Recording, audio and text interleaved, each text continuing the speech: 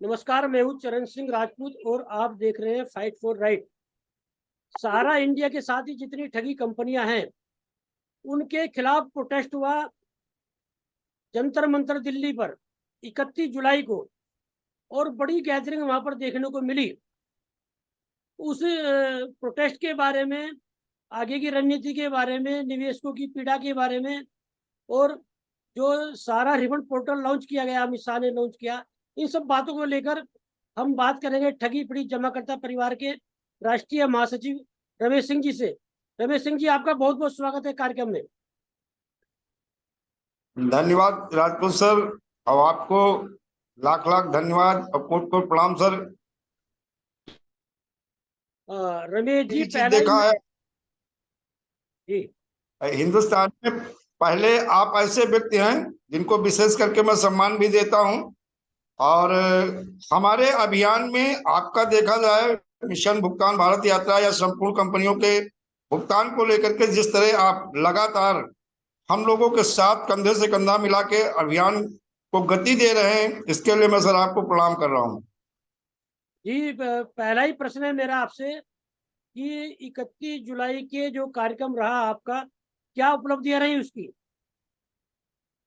Sir उपलब्धियां तो जो रही, देखा जाए जो मैसेज सरकार तक जाना चाहिए था वो कहीं ना कहीं गया, और सबसे बड़ी उपलब्धि यही थी कि कहीं ना कहीं उस गदरिंग को देख करके, उस जन सैलाब को देख करके एक अच्छा मैसेज सरकार तक गया भी, और उसकी एक उपलब्धि मानी जाती है कि अमित शाह जी ने जो 10,000 रुपया 112 लोगों को दिया वो भी उसमें है।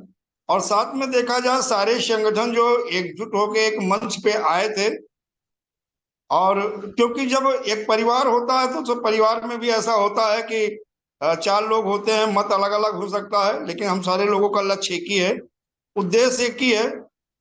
और कहीं ना कहीं देखा जाए सरकार तक तो एक अच्छा मैसेज पहुंचा, और जो हमारा प्रयास था वो काफी हद तक सफल भी हुआ, और कोशिश करेंगे आगे कि दिल मिले। कहते हैं कि हाथ मिले ना मिले लेकिन दिल मिलेंगे, और पीड़ित जमाकर्ताओं के लिए समय समय पे हम सारे लोग एक साथ खड़े रहेंगे। और देखा जाए एक चीज और भी हुई है कि जिस तारीख को हम दिल्ली में थे, सुरक्षा को, अभिकर्ता सुरक्षा को लेकर मैंने एक लेटर डाला था। 31 जुलाई को ताबड़तोड़ हमारे लेटर पे कार्रवाई की गई, एक बार नहीं, लगातार उन सारे लेटरों पे जो मैंने प्रधानमंत्री के वहां दिया था और जो मैंने मुख्यमंत्री को दिया था उस पर ताबड़तोड़ कार्रवाई हुई, और उसी दिन एक डिसीजन भी आ गया। और वो अभी हम ओपन नहीं करना चाहते हैं, लेकिन समय आने पे उसको ओपन करेंगे। तो कई ऐसी उपलब्धि रही, और हम एक चीज में तो कामयाब हुए कि सारे लोगों को एक मंच पे लेके आए, और एक मैसेज, यानी देखा जाए कांग्रेस के दिग्गज नेता और 4 बार मुख्यमंत्री रहे मध्य प्रदेश के दिग्विजय सिंह आए।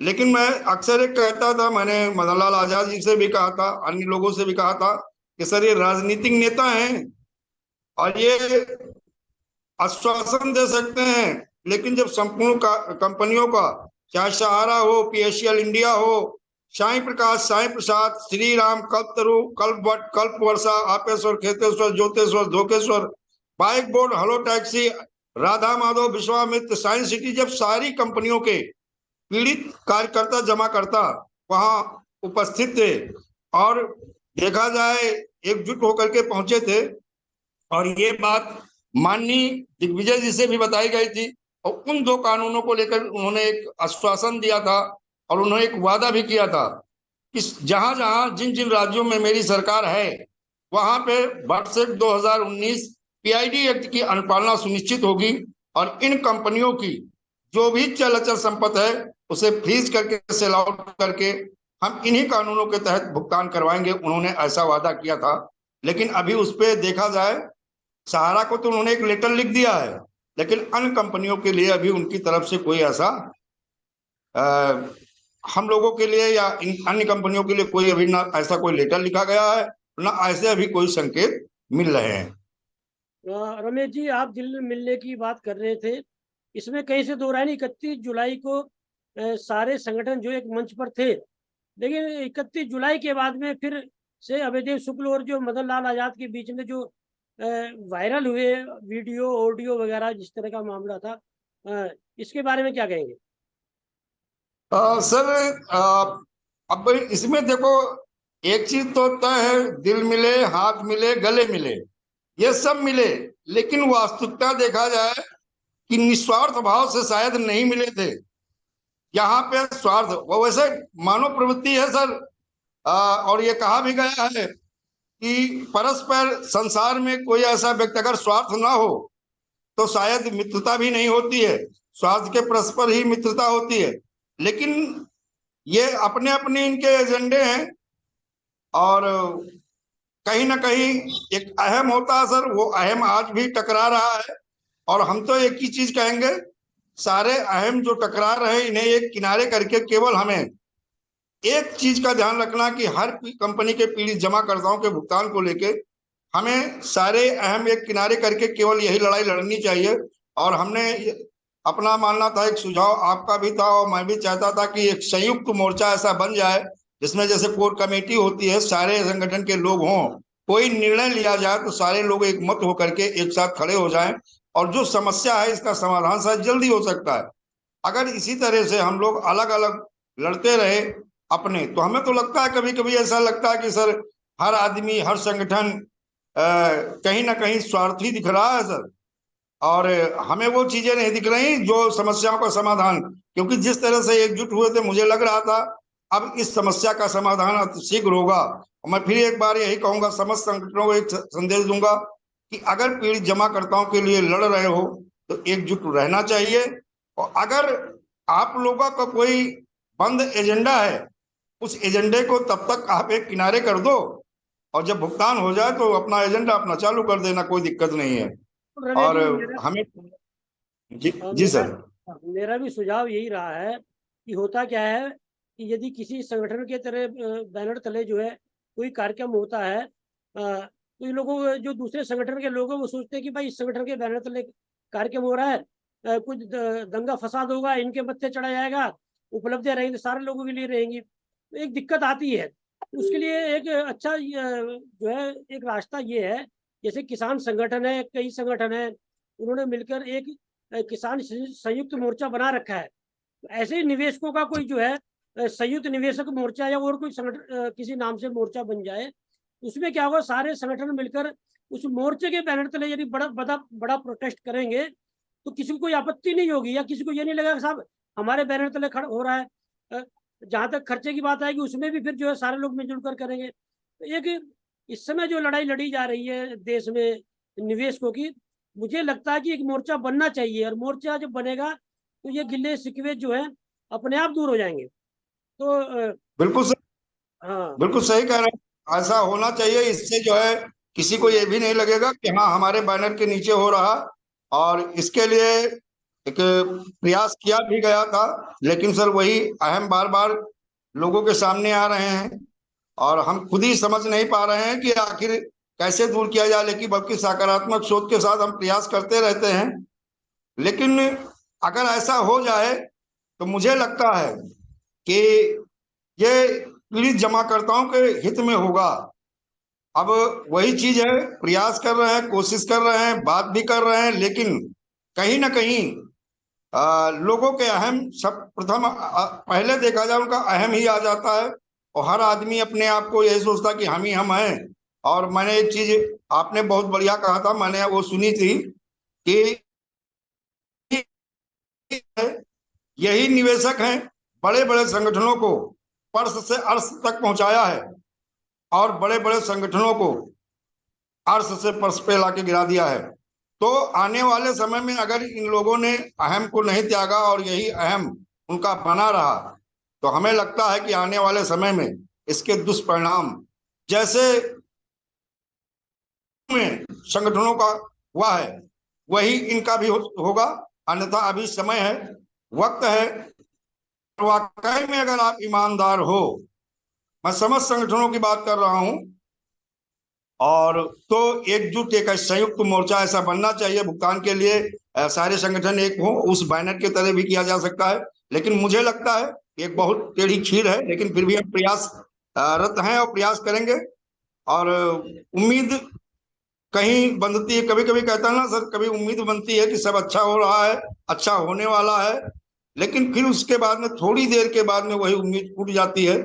लेकिन है, हम हिम्मत नहीं हारने वाले हैं, और ये तय है कि आज नहीं तो कल, कल नहीं तो परसों, परसों नहीं बरसों बाद ये जो सोच है ये साकार होगी। और हो सकता है कि लोग इस बात को माने, क्योंकि सर रमेश जी, मुझे जो महसूस हो रहा है वह ये हो रहा है कि इस आंदोलन में अभी प्रमुखता से दो चेहरे जो है सामने उभर कर आए हैं, अभिदेव शुक्ल और मदन लाल आजाद। और यही वजह है कि दोनों में टकराव हो जाता है। और जब मोर्चा बनेगा, 21 चेहरे जब उभर कर आएंगे, 21 जब कोर्ट टीम बनेगी 21 की, वो समान अधिकार होंगे, सब पर समान बोलने का अधिकार होगा, सारे अधिकार रहेंगे। तो जब 21 चेहरे उभर कर आएंगे तो आंदोलन को भी मजबूती मिलेगी। और कहीं ना कहीं मदन लाल आजाद और अभयदेव शुक्ल की जो बीच बीच में टकराव होता है उस पर भी काफी अंकुश लगेगा, ये मेरा मानना है। क्या कहना है आपका? नहीं, बिल्कुल सही है सर। कारण है कि देखो सर, संगठन हो या कोई चीज हो, वन मैन आर्मी जब चलता है तो सर कहीं ना कहीं फिर दिक्कतें होती हैं। कि हम कहते हैं ठीक है, आप बहुत बुद्धिजीवी हो, बहुत जानकार हो, सब अच्छी बात है, लेकिन सर कभी कभी ऐसे लोगों से हमें सीख मिल जाती है, ऐसे लोग हमें सिखा के चले जाते हैं कि जो कभी किसी संगठन में नहीं रहे, कभी बहुत ज्यादा उनकी योग्यता भी नहीं रही, लेकिन उनके पास जीवन समेत सामाजिक ऐसे अनुभव हैं जिनसे वो लोग कामयाब हुए हैं और कामयाब हो जाते हैं। लेकिन अगर हम कहें हमेशा हम ही सही हैं तो ये गलत है, क्योंकि इस संसार में संपूर्ण कोई नहीं है, हर आदमी अधूरा है, वो जीवन भर सीखता रहता है। और अगर आप एक फैसला ले लेते हो, अगर हम आपके साथ खड़े रहते हैं, तो इसका ये मतलब नहीं है कि मान लो कि आपने सही, हम क्या है, एक आदमी फैसला लेता उसके साथ खड़े हो जाते, जरूरी नहीं उसका फैसला वो सही था। लेकिन ये अगर 20 25 21 लोग होते हैं, जब कोई बात रखी जाती है तो सारे लोगों की सहमति भी होनी चाहिए। और साथ में उसमें ऐसे भी लोग होते हैं जो आत्म मंथन भी करते हैं कि वास्तविक में ये सही होगा कि नहीं, इसके दूरगामी परिणाम क्या होंगे।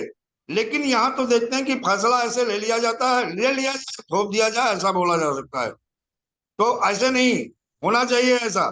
जब 20 21 लोग होंगे और वो आपस में कोई बात, मतलब कोई भी रखेगा, उसमें बाकायदा सारे लोगों की सहमति हो, और लगे कि हाँ वास्तविक में इससे जो परिणाम आएंगे वो जमाकर्ताओं के हित में होंगे, संगठन के हित में होंगे, समाज और राष्ट्र के हित में होंगे। और उस दिन में मैं मदन लाल आजाद जी की एक तारीफ करूंगा। उन्होंने एक फैसला बड़ा अच्छा लिया था, क्योंकि उस समय ये तो जो पार्लियामेंट की बात हो रही थी, और ये हो सकता है चंद लोगों में बात हुई हो, हमारी बात भी नहीं हुई थी पार्लियामेंट को लेकर के। अगर मान लिया जाए उस समय जो लोग थे, और अगर कहीं उग्र होके किसी प्रकार की ऐसी कोई हरकत कर देते, लाठीचार्ज का नंबर हो जाता, तो हमारे संगठन में सर 20 राज्यों से, चाहे कहीं पे 2 4 10 आए, कहीं पे 100 200 500 आए, कहीं से 1000 भी आए थे, तो सर उनके साथ किसी प्रकार की अनहोनी घटना घट जाती, या मान लो रहने वाला राजस्थान का है या महाराष्ट्र का है, या उनके ऊपर किसी प्रकार का पुलिस द्वारा मुकदमा पंजीकृत कर दिया जाता, तो ये संगठन धीरे धीरे खत्म हो जाता। ये जान लो, कोई इतना पैरवी करवा नहीं पाता है सर, क्योंकि हर बहुत सारे लोग हैं जिनका अपना परिवार है, बच्चे हैं, और उनके घर की परिवार की जिम्मेदारियां हैं। तो मदन लाल आजाद जी का मैं वो जो निर्णय था वो सही था, मैं उसके पक्ष में हूँ सर। हम पार्लियामेंट ग्राउंड नहीं, या तो पूर्व प्लानिंग बन गई होती, योजना बन गई होती कि हमें बैरिकेडिंग तक जाना है, उसके बाद में नारे लगाने, फिर कोई मंत्री या विधायक या सांसद या जो भी बुलाया जाएगा, या ज्ञापन उस तरह होगा। ज्ञापन तो हुआ, एक प्रधानमंत्री को गया, एक राष्ट्रपति को गया, एक वित्त मंत्री को गया, एक अमित शाह जी को गया, लेकिन वो थोड़ा बैरिकेडिंग के पास जाना, वहां पे हा हुल्लड़ मचाना और पुलिस का रोकना, वो एक अच्छा और संदेश अच्छा हो सकता था। लेकिन ये पूर्व प्लानिंग होनी चाहिए थी ना, ये सर हम लोगों की जानकारी में भी होना चाहिए था। तो उस समय मदन लाल जी का, आजाद जी का जो वो निर्णय था वो सही था, हम उसके पक्ष में हैं। फिर कैसे दबाव बनाओगे सरकारों पे? सरकार पे दबाव बनाने के लिए सर हम कहते हैं ना, योजना एक आदर्श शक्ति है, वो आपके साथ काम करती है। योजनाबद्ध तरीके से अगर काम किया जाए, वन मैन आर्मी का फैसला ना हो, फैसला फिर एक कोर कमेटी चाहे किसी संगठन की हो, या जो अभी संयुक्त मोर्चा की बात की जा रही है पीड़ितों के लिए, वो बनाया जाए, और या मान लो कोई संगठन है जैसे राष्ट्रीय कोर कमेटी या प्रदेश कोर कमेटी है, इस कोर कमेटी के साथ बैठ करके उस पर विचार विमर्श किया जाए। अगर एक आदमी फैसला ले लेता है, कहीं ना कहीं फिर सारे आदमी करते क्या है सर, कि कोई भी अपना मत उनके पक्ष में रखता है, कोई कहता नहीं ये सही नहीं है, तो फिर आपस में क्या मतभेद होता है। जब मतभेद होता है तो कहीं ना कहीं हमारा मिशन और उद्देश्य कमजोर होता है सर। तो रमेश ये जी, होना चाहिए। 9 अगस्त का जो है अगस्त क्रांति पर आप लोगों का कार्यक्रम है, संपूर्ण भुगतान क्रांति दिवस आप लोग मना रहे हैं अगस्त क्रांति के दिवस को, तो क्या तैयारी है, किस रूप में बना रहे हैं और क्या क्या करेंगे आप लोग? सर इस पीरियड में देखा जाए संपूर्ण भारत में जिला और तहसीलों पे ज्ञापन का प्रोग्राम होगा। और सर एक ही चीज है, अगर आप किसी क्षेत्र में हैं तो लगातार आप निरंतर बने रहे, और बने रहने के साथ आप सरकार को लगातार अगर उनके ज्ञापन के माध्यम से, आंदोलन के माध्यम से, धरना के माध्यम से लगातार आप अगर मैदान में रहते हैं तो सरकार की भी नजर होती है और सरकार के ऊपर प्रेशर बनती है। तो ये तो अच्छा है, 9 तारीख वाला जो होगा संपूर्ण भारत में होगा और सरकार को एक मैसेज जाएगा कि भाई संपूर्ण भारत में आज की डेट में देखा जाए तो ये संगठन लगातार निरंतर सक्रिय भी है और प्रेशर बना रहा है। तो सरकार की नजर में अगर आपने एक बार दे दिया और 6 महीने सो गए तो सरकार आपसे पहले कुंभकर्ण की नींद में सो जाएगी। तो उन्हें जगाए रखने के लिए ये जरूरी है।